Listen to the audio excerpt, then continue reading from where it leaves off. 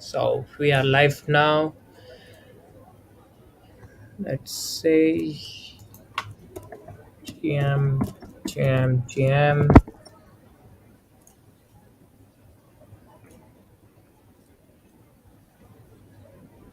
and yeah. So hello everyone. Welcome to Developer DAO Workshop episode 13. We have Crypto over here, and we will be going through intro to EVM development.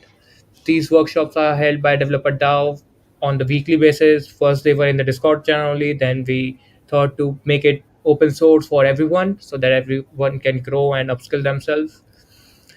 Before starting, we will be starting real soon. But before that, Crypto, I would like to call you for your introduction. That would be awesome for the whole audience.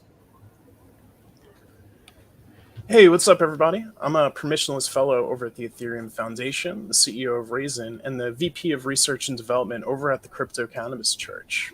I've been around DevDAO for 6 months and a bit of a VC5 guy myself. And yeah, just super happy to be here and to present to the audience. That's nice. And how long you have been into the industry? As you are an EVM developer, right? And it's a really niche development side of the whole Web3 space. Yeah, so I've been around the industry seriously coding for about a year, but I've been lingering for closer to 2 years now. Solidity was That's actually my very first programming language, and I do not come from a oh, STEM background. So in college, I actually studied philosophy, economics, and military science. And during my oh, senior year, I actually started to make that transition into computer science and blockchain as a whole. So I kind of had that baptism by fire and got really deep into it. And basically, instead of going to grad school for philosophy, taking on a bunch of debt. that's really awesome. That's awesome. Like 2 years, I have been into over for 9 months, I guess, 9 to 10 months, and there's a lot to learn till now also. So, and what about your experience in the developer DAO till now? Yeah, so I do some occasional contributing to Developer DAO. If people have questions, I'm usually around if I'm in chat to answer them, or if people are getting some work done, I'll try and chime in a little bit. But I'm not the most active contributor to Developer DAO, but I love the community, I love the people here, so I'm happy to stick around. That's really awesome, man. That's cool. So I guess we should start now. It's been already 3 minutes, and the stage to you, sir. Let's Yeah, start this. Yeah, let's get into the thick of it. So, this is our introduction to EVM development. And today, what we're going to be going over are some of the primitives that make up the Ethereum Virtual Machine and are critical to the functioning of the consensus and execution layers as a whole. So, we're going to be introducing even some source code directly from Go Ethereum, which is one of the dominant implementations of both the consensus and execution layers of the blockchain. So let's get into it. We already have a cool graphic lined up for you. So the EVM is a stack-based machine that's responsible for Ethereum's ability to execute arbitrary, immutable code. Of course, it has to be in accordance with the consensus rules and store that state on chain in the storage tries. So what different parts is the EVM made up of, right? So we have the stack, and the stack is kind of what you're most intimate with, stack, gas, and memory. There's actually three different memory locations within a smart contract, and this memory gets stored as the world state in the immutable ROM and in account storage in the level DB. So gas, of course, is the thing that constrains the resources on execution, stops you from doing crazy stuff like cyber-attacking a network. The immutable ROM is what allows you to store the code on chain as an object. We also have account storage, which is a state object. And the cool thing about these state objects, right, is that they're accounts. There's two types of accounts in Ethereum. You have externally owned accounts, and you also have contracts. Interestingly enough, the zero address where you deploy transactions from, we'll get into that a little bit later, that is the only place where it is not an EOA or a contract, interestingly enough, but Ether does get burnt there nonetheless. We also have a program counter. So like if you use the add opcode, for example, we'll get into what an opcode is momentarily. Basically, it manipulates the stack. It's an operation command. And so when you use an opcode, it will increment the program counter by 1. And then volatile memory is basically like your scratch space within the EVM. So this isn't a form of persistent storage necessarily, unless it actually gets stored in storage itself. So now that we have like a 1,000-foot overview of what the EVM actually is, what is it made up of? So we have two really, really important data structures that if you want to really get into the thick of blockchains, I mean, even Bitcoin, these are crucial concepts. Well, the Merkle tree is more than the stacks for Bitcoin at least. But stacks are a special data structure. They're linear and they have two operations. You can either push something onto the stack or you can pop it off of the stack. Let's say you pushed 1, 2, 3, 4, 5. You would see 1 at the bottom, 5 at the top, and you would only be able to play with 5 at the top of the stack. More complex versions of stacks also allow you to do cool stuff like rotating elements within the stack. So that is actually a cool and effective way around only being able to like manipulate the top element. A really easy way to like visualize this, I put like a stack of plates on the screen. So like, you can't like take any of the plates out of the middle or the bottom. It's if you're either last in or first out. And here I actually give a little bit of an example. So you guys are actually going to, you guys get to witness my MS Paint skills. Very, very special stuff. Nice. And here I have 1, 2, 7, 42, and 64 in the stack. I arranged them nicely. And so if we wanted to use the add opcode, right, what would actually happen in this situation is we would pop 2 values off the stack at the top, and then we would actually push on a third value. And that third value, of course, isn't 1 or 2, but it's going to be 3. So you'd push the result onto the stack. Ethereum specifically, in its stack-based architecture for the EVM, actually has a maximum stack depth of 1,024.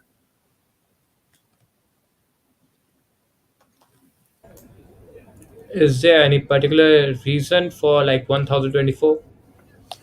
So the idea is that we cannot let code run too large on the EVM before it starts to overwhelm nodes and the data that they could store.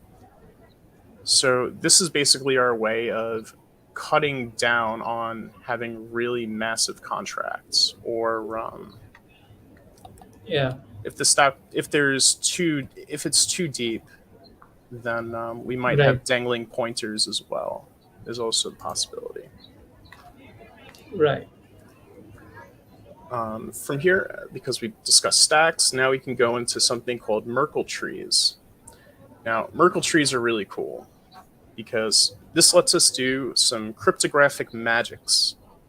Now, what I mean specifically is that with this Merkle root, and if we take branch, we can actually prove everything about this set of data without presenting all of the elements contained within this set of data. Now, you can imagine that this is extraordinarily helpful in terms of data compression.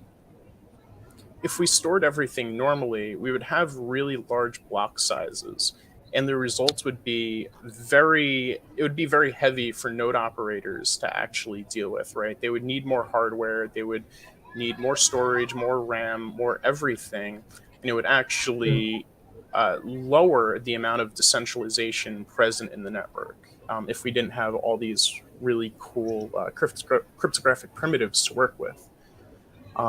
So Ethereum actually doesn't use a standard Merkle tree either. It uses something called a Patricia Merkle trie.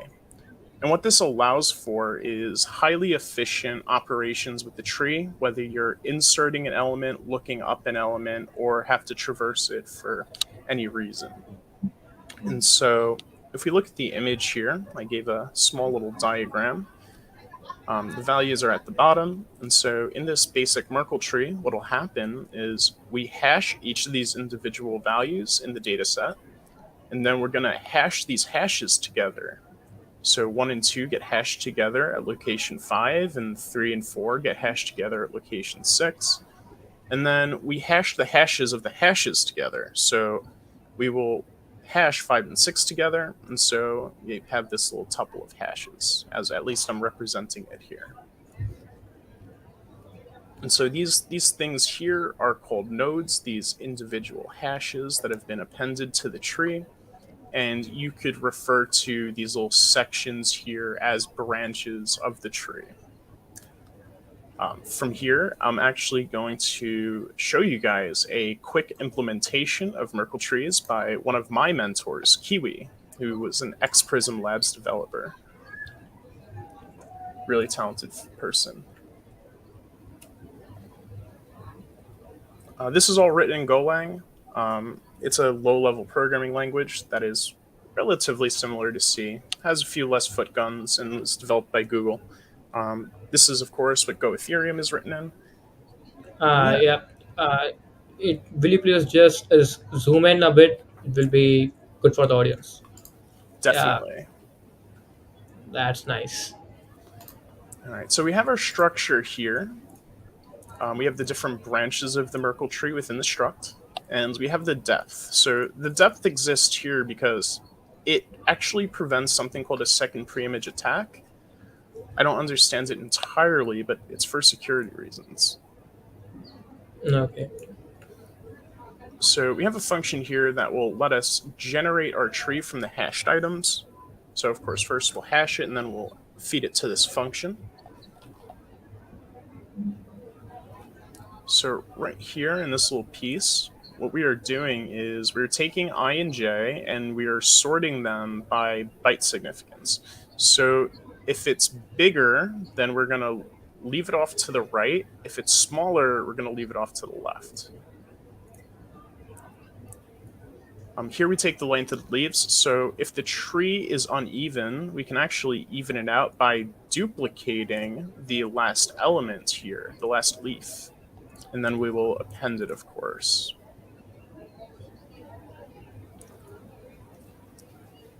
Take the log 2 of the length of the leaves to get our depth. And then we will update our values here and return the Merkle tree.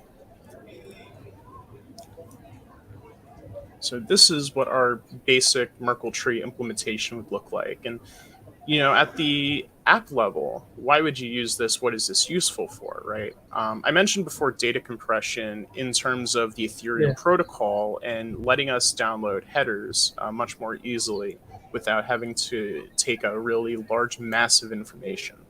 So you would use this in your smart contract, for example, if you wanted to put together a poll pattern that, let's say you had a grouping of 200 addresses, and you didn't want to pay gas for each of the 200 mappings that whitelists the person on there, then you would actually use a Merkle tree to prove that that address is contained within the data set with the root and the relevant leaves and branches.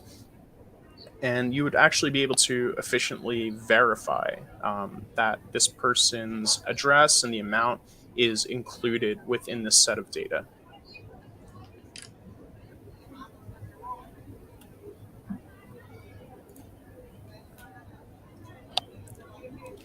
All right, so now that we got Merkle trees all set up for you guys, we're going to do something else pretty cool. How does this fit into the bigger picture? Now I'm going to give you the explicit protocol view. This is a little crazy. I know it's an explosion here. Here, let me zoom in for this. I think it's 11. Okay, yeah. Oh, I added It's Always Sunny from Philadelphia. Nice. Right. So if we start at the block header here, we have the parent hash, the uncle hash, the Coinbase, which is the miner rewards, and then we have the state root. So this is where all the state in Ethereum is located in this piece of the header structure. And then we could trace this to state accounts. So we can take this the state root, we can actually input it here under state account. It's Merkle root of the storage tribe. And then from state account, it's accepted as a state object under data. So we're pulling from here, we get information about the state of the blockchain. It's part of the state account, and then we could pull it as a state object. What happens to the state object, right? It's actually a part of the state database, the level DB I mentioned earlier, which allows for 32 key value lookups. O of 1 instead of traversing the tree using O of log n, which is much more efficient. So in state objects, then we can actually look over to the EVM structure. Now this is directly where things tie in, right? We go from our state object to state database, and all of the information about state and storage is contained within this part of the structure. And so this gives us one piece of the context, and then we also have the block context as a whole, actually. So if we go to the evm.go,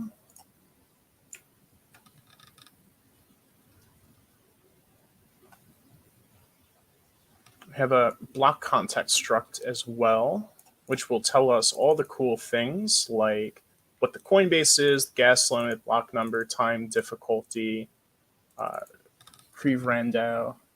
Pre-Randau is new with the merge. But yeah, this just is to say that when we go ahead and we create contracts, we're actually instantiating a state account that's a state object stored in the state database referenced in the EVM.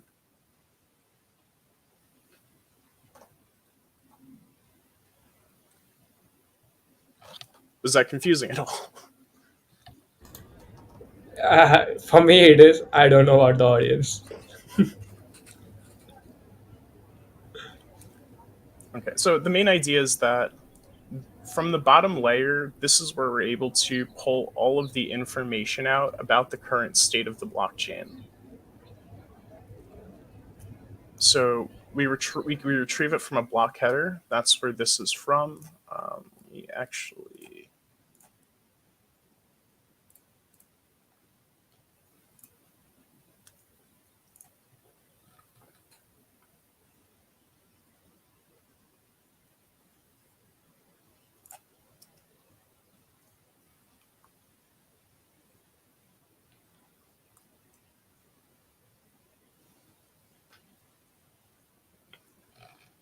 Yeah, so all the information, all the important information about our state is right in here, the ETH database.db. So basically, if you wanted to try and find the state root from ETH or any other Ethereum client, right? These are the functions you would actually be calling in the process, right? It's a little more abstracted away when you're doing the real thing, because we deal with the API usually and like not ETH directly. So if we go in here,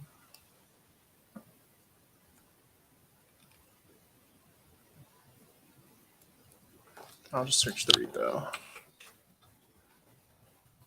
There we are. We have a nice little API that we can query.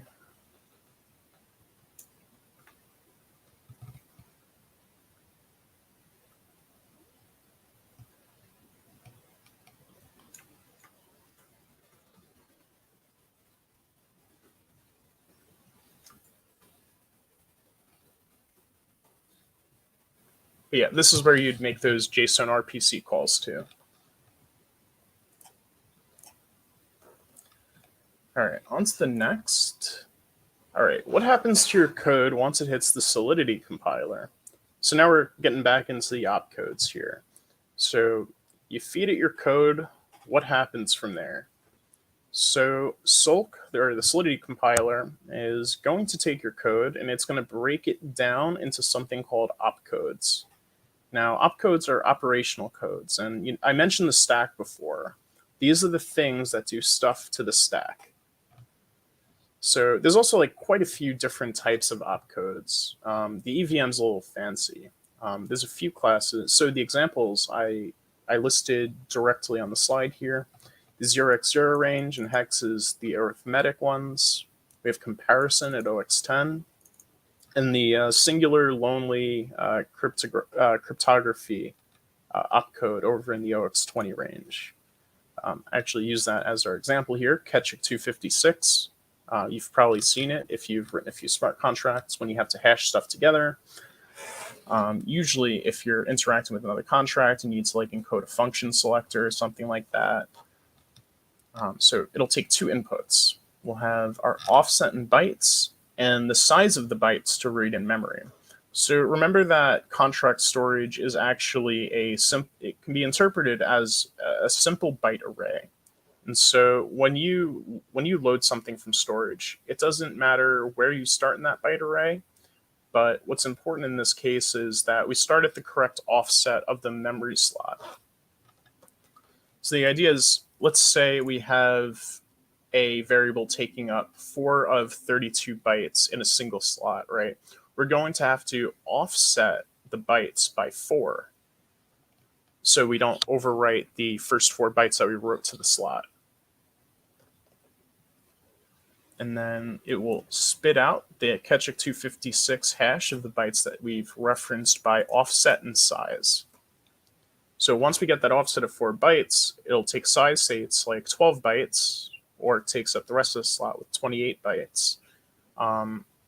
It'll go through the rest of the slot and it will know where to stop.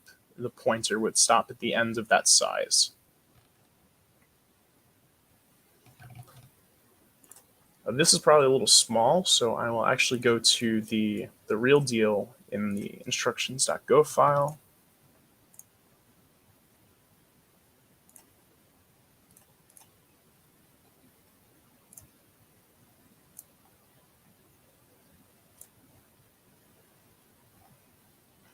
Okay, so let's take a really simple one, the add opcode.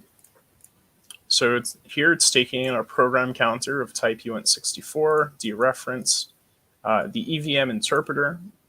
Okay, this is an interesting one here. Just to a little aside, the EVM, of course, when it receives instructions, it needs to know how to read those instructions. So we have something called an interpreter. And then we have the execution context here, which will, of course, tell the program what you're executing the add opcode on. And then we can return bytes or potentially an error. So we're going to take these two values, x and y, and we're going to assign them to the current scope of the stack. And then we're going to pop, and then we're going to peek at the next value. Then we are going to do take x and y, we will add them together, and then return the values.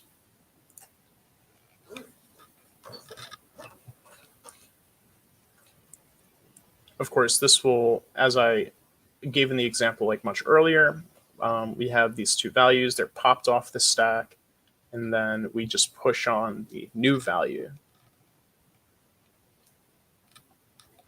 Let's go to the Ketchik example. Also, I think everyone has their own pronunciation for this hashing function.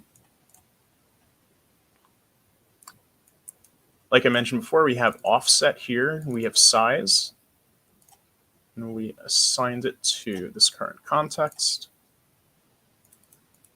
Bring in data from memory, find the pointer, write the data and read it, and then add the preimage to the state.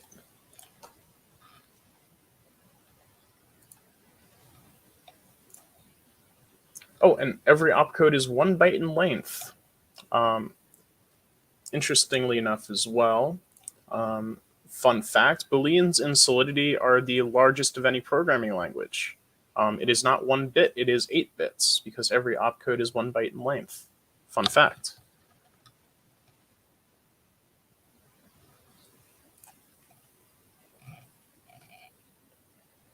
Okay, so we have our opcodes now. What do we do with the opcodes, right? We can each opcode actually has its own unique hex value and could be further broken down into byte codes. So when we look at like most Solidity programs, or all Solidity programs, I'm going to skip ahead for a second.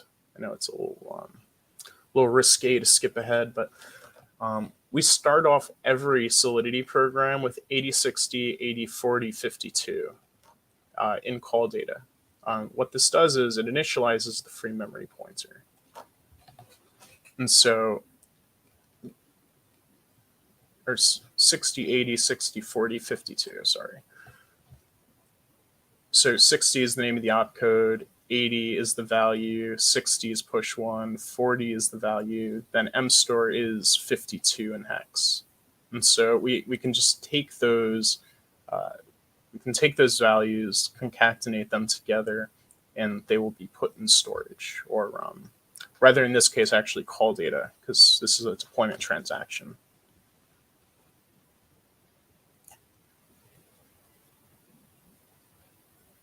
Okay, yeah, we can just go full force on this slide.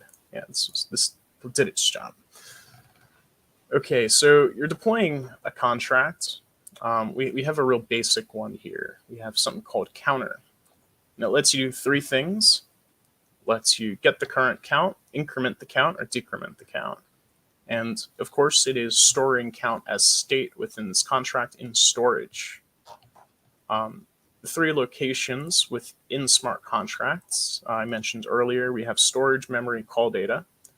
Call data is like the scratch space for parameters or current function information in the scope of this execution. Memory would just be something like adding a new declaration within the scope of a function. It doesn't persist in storage, but whenever you initialize the function runtime, there will be space allocated for these specific variables that you may instantiate. Then we have storage, of course, which is the global persistent form of storage within smart contracts. And all of the above will make its way into the Ethereum storage trie.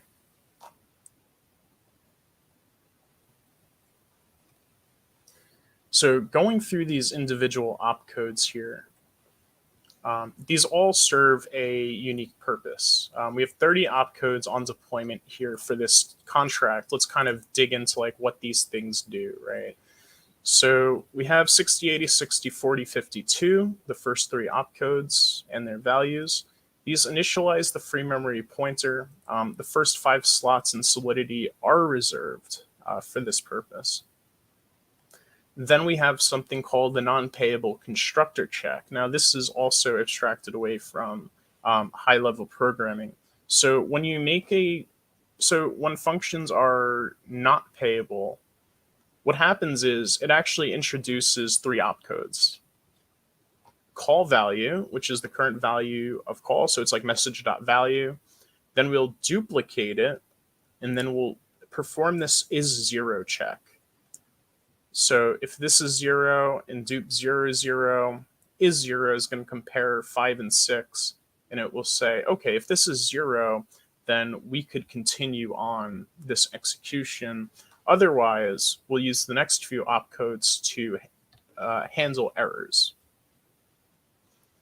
So jump if is exactly what handles this error. If it's not 0, then we will push, dupe, and revert.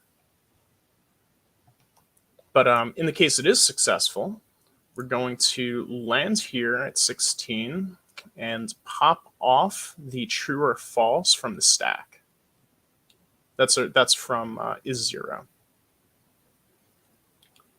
from here, we're actually going to allocate some space in storage in order to have a place to store our count variable. In the last piece here, we're going to copy the runtime code to memory and return it. And if something goes weird, we actually have this invalid opcode here and position 31.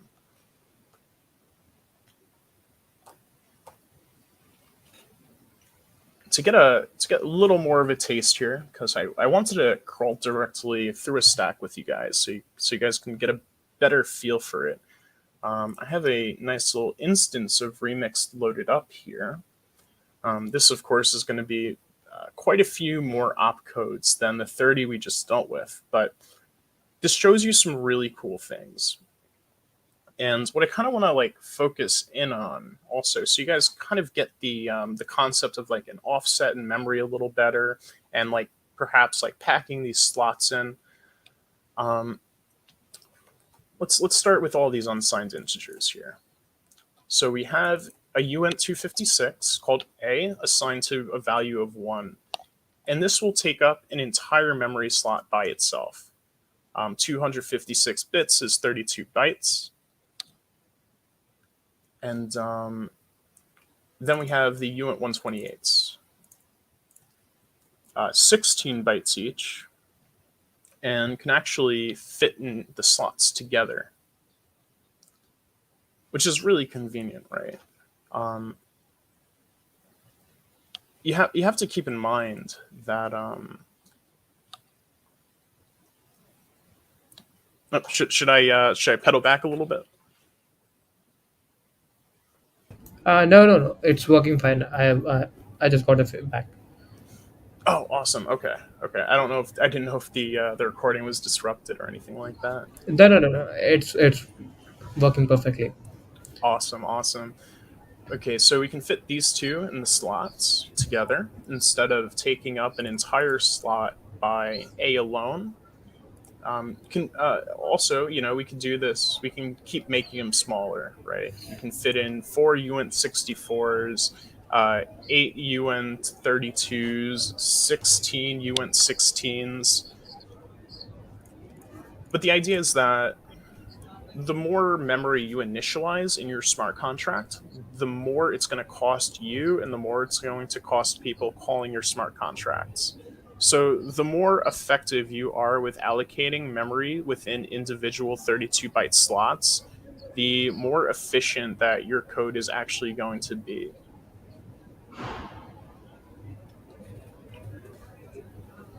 So I'm going to crawl all the way back here. We're going to go through the initialization of the free memory pointer, as is ritual for every Solidity program in existence. 6080, 6040, these two values being pushed onto the stack.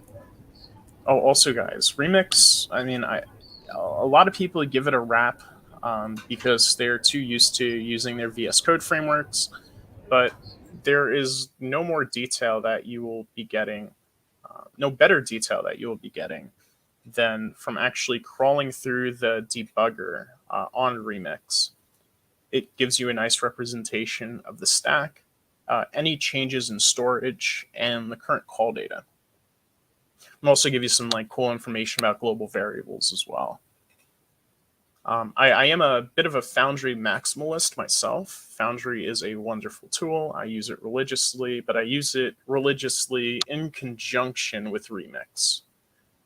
There's just something about being able to manipulate all these different functions and crawling through the stack that kind of gives me a unique and effective developer experience and leaves out a lot of potential guessing work when I'm trying to debug functions or functionality within my contract.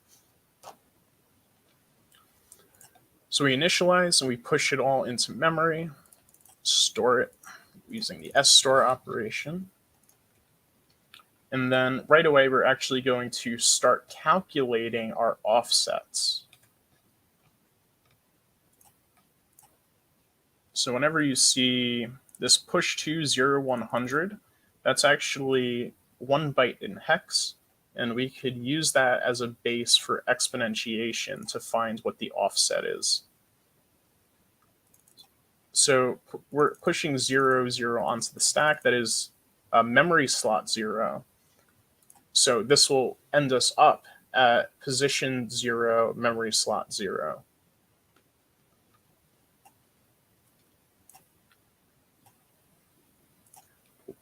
We'll load from the stack, or sorry, load from storage, duplicate the second position on the stack. And then we have this thing here, all these Fs. What are these Fs, right? Fs are called these things called bit masks. So another interesting piece here is that when the EVM is actually reading the inputs and what it's getting, it's actually interpreting them as binary. So it's going to take it from bytecode to binary. And so this is a byte mask going over ones and zeros. And so the idea here is that when you use a byte mask, you can do cool stuff like leave out a few bytes in the middle of these Fs. So they'd be zeros. So we had like a chunk of zeros in here. If a set of bytes actually corresponded to these would-be zeros, we would be able to basically return it even though we have all these other Fs here. There's an invert operation you could do using these byte masks. And it would blank out the other values in the memory slot of 32 bytes and only return like something in the middle, which is pretty cool. So when you're packing slots together, this is stuff you're going to see.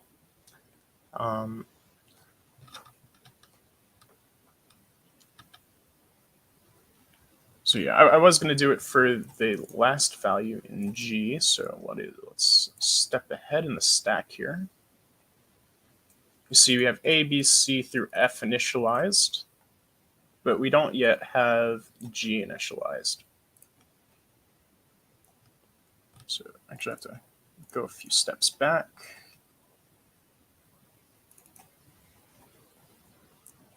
So we have our memory slot, offset, memory slot,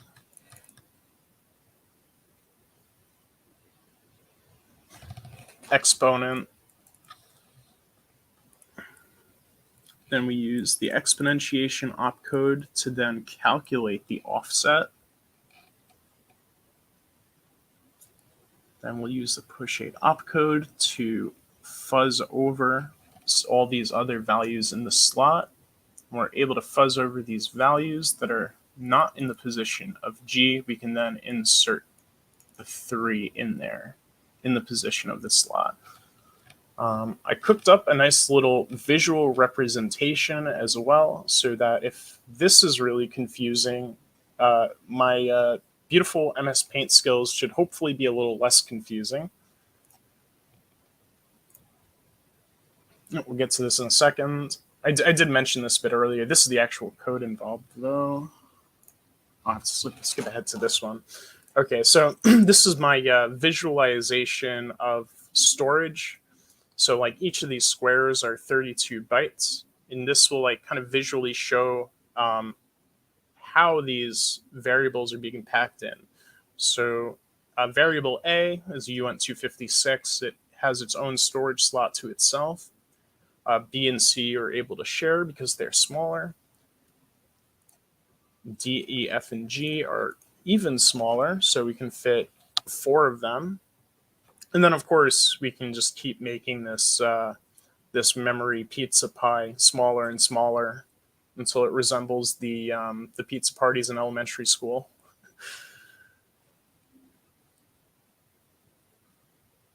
But yeah, usually you're not going to be storing just like varying sizes of uints, unless you're working in assembly, which your only option is uint256.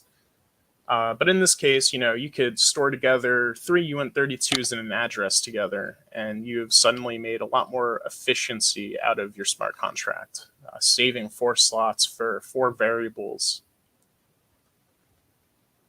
instead just making it only one, so you don't have to deal with the extra expansion costs of memory, and it costs less to call. So it's a win-win all around in that case. So you wanted to deploy a contract inside of Go Ethereum. I do have a question. Sure. Like, what if we just initialize it with UInt without any putting any value in front of it? Like, It'll what default. does it take as default? Yeah. Its default value is UINT 256. Okay. So it will like take up the whole block of 32 byte. Correct. It'll be a greedy variable and take up all the room. So this is actually a function inside of EVM.go. This is the create function that will create a new contract based off of its code. So if we go over here,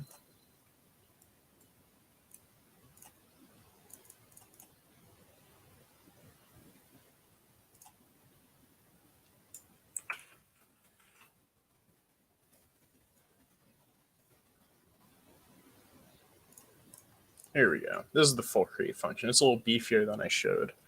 But the meat and bones, the really interesting stuff, is here. This is the stuff we care about. That's why I put only this in the little snapshot.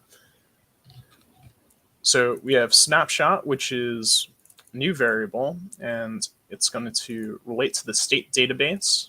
It's going to take a snapshot. Here we actually create an account. So we'll meander over to the adjacent files in StateDB really soon. But this is an invocation there to create a brand new account as a state object.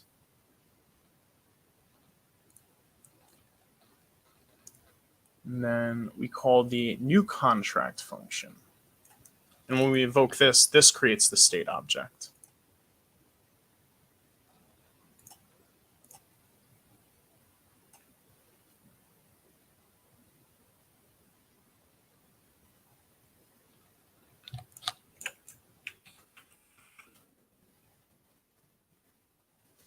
Okay, so we have create object here.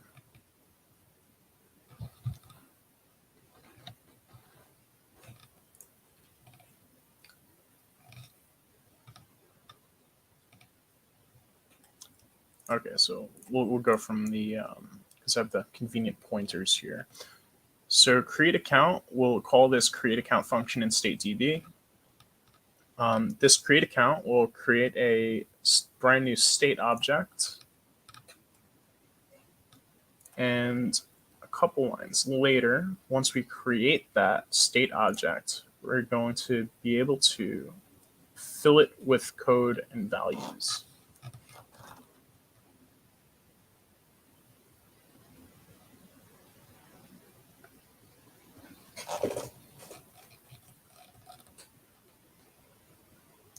Now, the actual code of your smart contract is going to be within the brand new account, and then we will have that separate storage location for our world state in the try.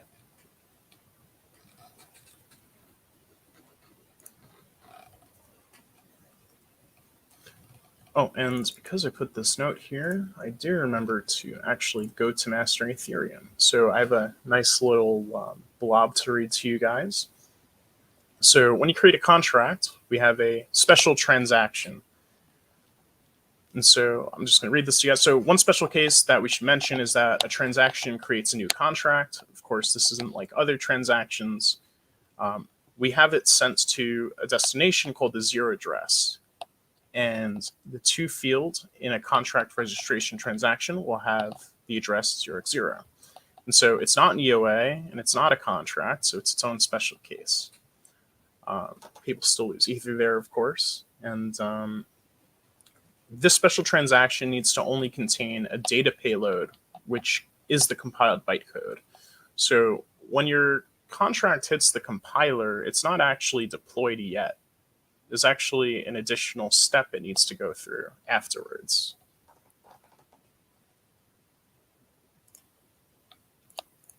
See if there's any other interesting notes. Oh yeah, function selector, this just tells you what it is. First 4 bytes of the Ketchik 256 hash of the function's prototype. So basically the name of the function and the types it takes as arguments. And it will be truncated, but weirdly you still need to pad it anyway at the end, and then append the arguments to the ends of the 32-byte pad.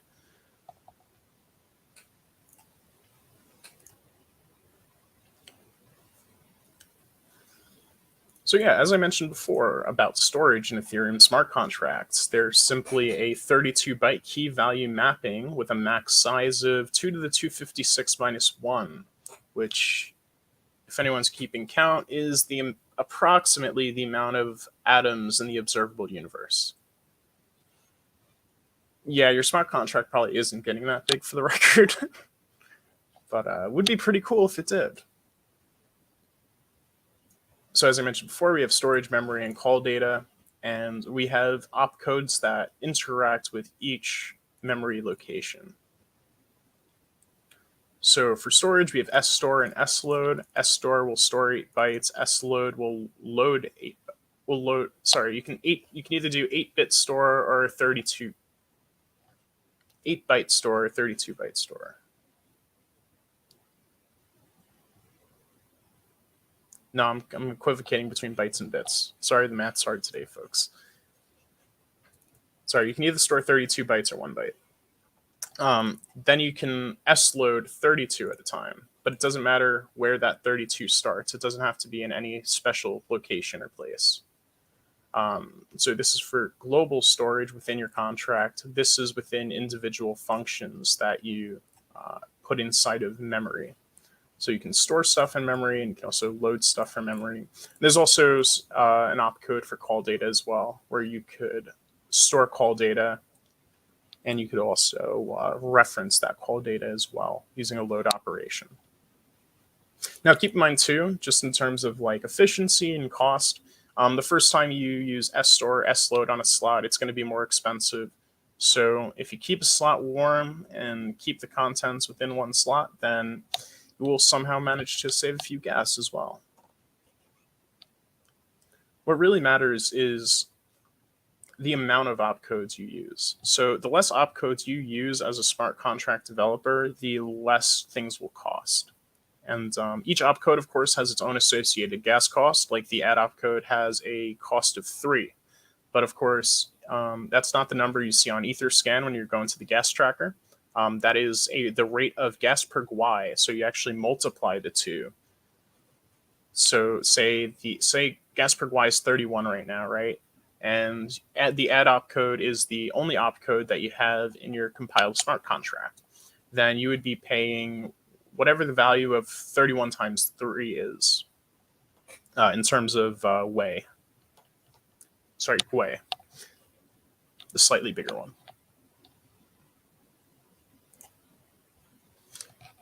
And to give you guys a live look at a contract storage in the wild, going to load up CMD. What we can do is slither read storage over to Azuki. Oh, by the way, I specifically chose the Azuki contract because they did a very good job with efficiency and packing slots. So I just needed something generic to show you guys what the packing the slots would look like from the storage view.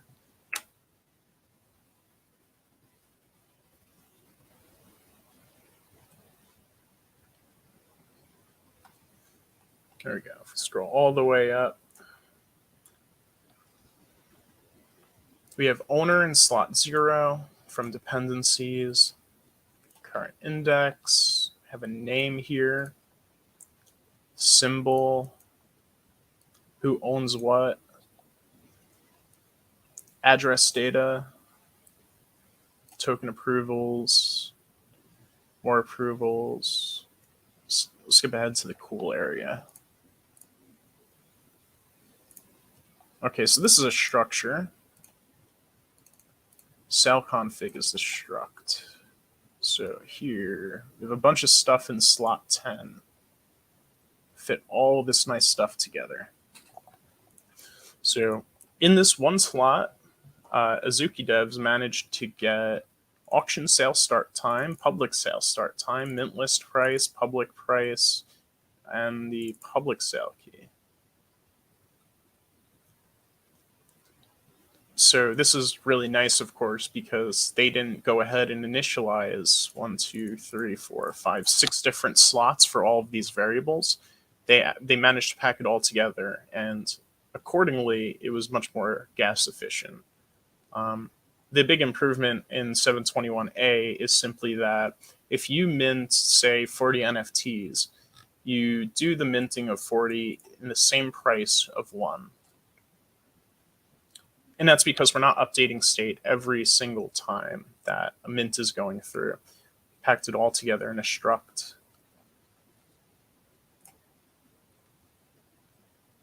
And let's see. Oh, function selectors. Just a real quick aside. When you call a smart contract, right? So I'm jumping to the intermediate level here, so you get a little bit of abstraction and a little bit of what's going on under the hood. When you call a smart contract and you give it the function selector, this is what that looks like at this level.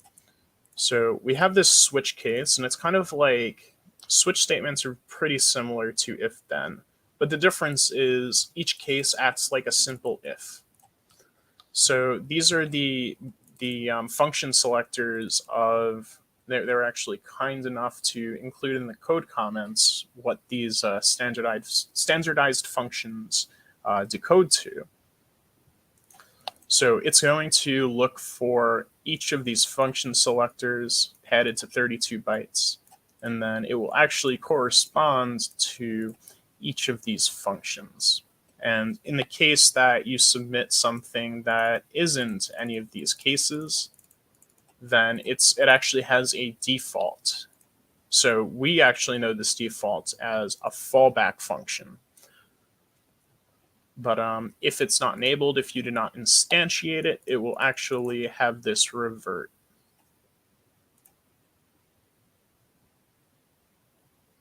Oh, and this is the non-payable component of the function selector.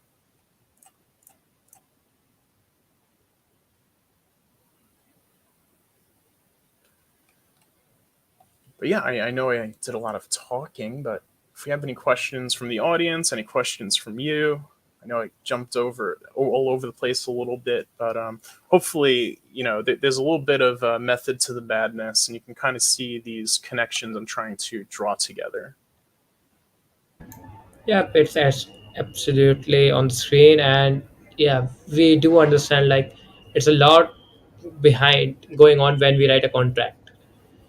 There is not just some if else statement or like a constructor. We have a lot to work on.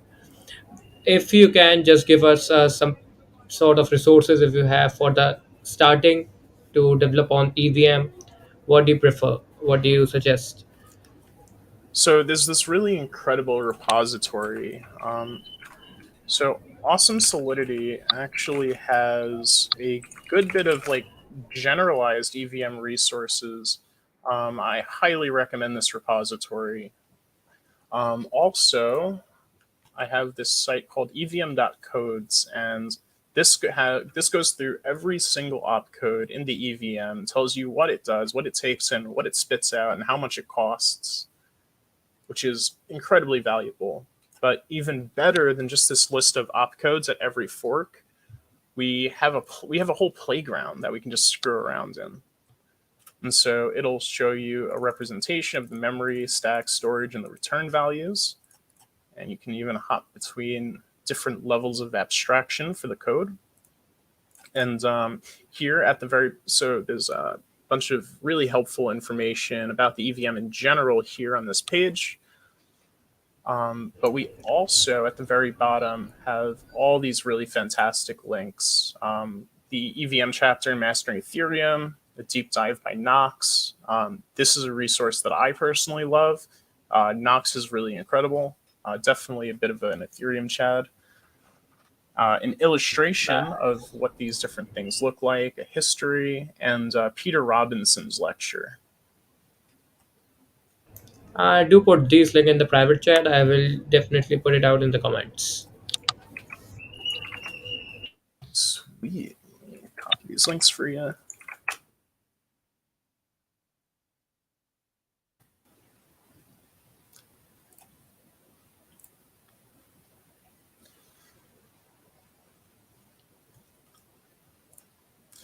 Yeah, beautiful, beautiful. We really traversed a lot of territory here. These concepts that I've gone over, there's still even more depth. This is only about an hour of time that I was able to really fill up with it. But Yeah, the better you get with these concepts, and especially these cryptographic primitives, it'll make you a much stronger developer within this ecosystem and give you very unique tools to then go ahead and push the limitations of the EVM with. completely understandable. We should start. Like you would suggest these two links for the starter of a particular Solidity developer, right? Definitely. Okay, and for and like how do we require to know intermediate level of Solidity development before starting the EVM, or like we are good to go with the basic concepts? So it's a bit of a baptism by fire if you don't have too much of an understanding of smart contracts. So it's not like you need to know Solidity specifically, but if you have a good understanding of how this stuff works, you'll have something to begin building off of. But for most people, it's easier to start at that higher level, get that very vague roadmap of like what's kind of going on. You see like hints of it through error propagation in the stack, and then as soon as you kind of seek to begin optimizing more and more, you start bumping into these lower level fundamentals and the need to start manipulating the stack directly. One such case, of course, is if you're writing a protocol that many people use. OpenSea was crazy enough to rewrite their whole protocol in Yule. Not necessarily the most auditable code in the world, but definitely pretty efficient. Um, but on the other hand, though, you don't technically need to know Solidity. Okay, so what do we need to know particularly for understanding the whole EVM concepts, like the basic math and data structures? Yes, the basic data structures and math structures, and a good feel for the basics in computer science. Byzantine generals problem and issues around coordination with decentralized protocols. But yeah, I would almost to some degree consider it its own track, even though it's like deeply interrelated with the forms of development that like most of us do every day. Yeah, that's pretty awesome. So yeah, I guess like any of the audience don't have any questions. So shall we wrap up, or would you like to say something else? I don't have anything super interesting left over for the audience, but I'm super happy that you guys have joined me on this journey, pushed some limits here, got to really dig under the hood, see what some of the source code of these cool things that we work with on a daily basis, and, work to become a better developer and push the horizons of Web3 adoption and really, you know, build out this space and have it become what we know it could be. We will definitely do that with the guys like you over here. So yeah, thank you so much, Crypto, for being here, and thank you everyone for being over here for the Developer DAO workshop episode 13. Do subscribe to the Developer DAO YouTube channel and make sure to check out the rest of the playlist. We have some pretty awesome workshops already presented there. See you guys soon in the next workshop. Bye bye. Peace.